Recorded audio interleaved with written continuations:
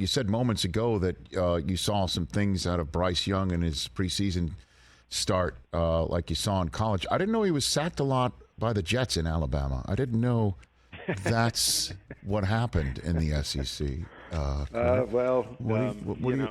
He took some hits, but yeah, that again, he took some hits in this game too, and bounced up. I think a lot of people want to see that. And I'm sorry. I wasn't looking for a Bryce Young analysis. I was looking about. You was looking for a Jets analysis. Yeah. Hey, what do you think, Kurt? What do you think? I'm excited like everybody else. Are you? Okay. New York teams are good. It makes the league better. The Jets.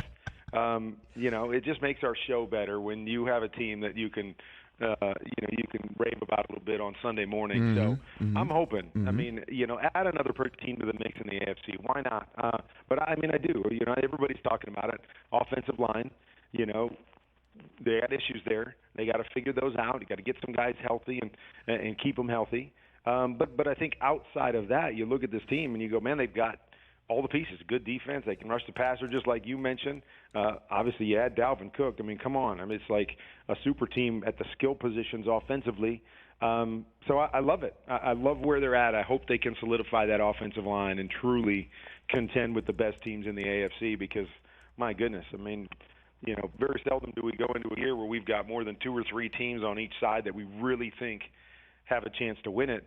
Man, the AFC, we got a whole bunch of them. It's going to be fun to watch that play out this year. Well, but let's talk about, I guess, a third rail subject here, Kurt, because how much of last year's Green Bay struggles on offense was Rodgers having diminishing returns from his MVP seasons?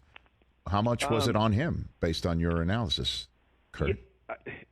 If I'm going to put it on Aaron, the hardest thing to do as a quarterback is to trust guys when they don't give you a reason to trust them. So whether that's an offensive line that's struggling and you have to stand in there and go, they didn't block him the last 3 times, but I expect them to block him this time. Or when you have young receivers that drop a ball or, don't run the right route. And the next time out, you've got to drop back and go, well, I got to throw it anyways and hope that he goes where he's supposed to. And that's one of the hardest things to do is to trust those guys. What I felt like Aaron struggled with last year was trusting his guys. And so there were times that you watch plays play out and you go, gosh, Aaron, you got to throw that. Like, you got to make that play. I mean, that's something that you've done a million times, and you're not doing that this year. And so we can look at that and go, well, Aaron didn't play very well, which, whatever. I mean, if you want to, you put some of that on him because you do have to trust those guys. But I believe a big part of it was that lack of trust, and he just wouldn't go back and pull the trigger and do some of the things that you were accustomed to him doing because he just didn't know what guys around him were going to do. And so, again, you put the blame wherever you want in a situation like that. It's really tough. It's tough to do, and you've got to fight that battle every snap to go, I'm going to trust him this time. I'm going to let it go this time. And so I think, Aaron didn't play his best football because of some of those things. He didn't have the best supporting cast. And so that's why I think we saw the season that we saw last year. But you can go back and watch tape, and I did break down his tape against Miami just a few weeks ago because I wanted to go back and just kind of reassess things too because we, have that idea that he had a bad year and all this stuff. And, man, I watched that game, and he was really good in that game. And so when you see moments in games like that, you go, it's all still in there. Now, if he gets that trust factor with these young players in New York and he gets an offensive line that can protect him, I fully expect Aaron Rodgers to be Aaron Rodgers like we usually see him, not necessarily what we saw last year. Yeah, you're referring to the Christmas Day game that turned out to be Rodgers' last win as a Green Bay Packer. And so you're saying that the fact that Rodgers has a number 17 that he trusts in his lineup back because he didn't have one last year, and Devontae Adams being gone, and just seeing the general sense of his calmness and happiness on Hard Knocks with the weapons he has should give me reason to be excited, despite obviously the offensive line woes that we have up front. So they could maybe wind up having trust issues up front again, but maybe not out wide, is what you're saying. Let's hope so. But, trust outside comes down to the details.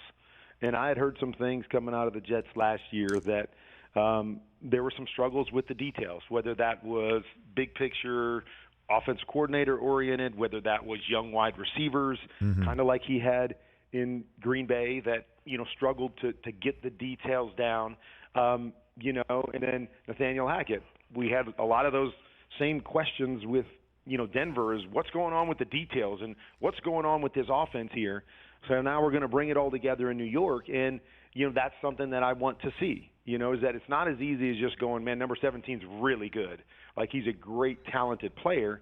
It's when he runs an 18-yard comeback, does he run it at 18 yards? When he's supposed to be a 14-yard dig, is he running it at 14 yards, or is he running it at 12, or is he running it at 16? Because all of that stuff affects the timing and the ability of a quarterback to see, trust, and let the ball go and go through his progressions and all of that. And so I had heard some things like that coming out of New York last year.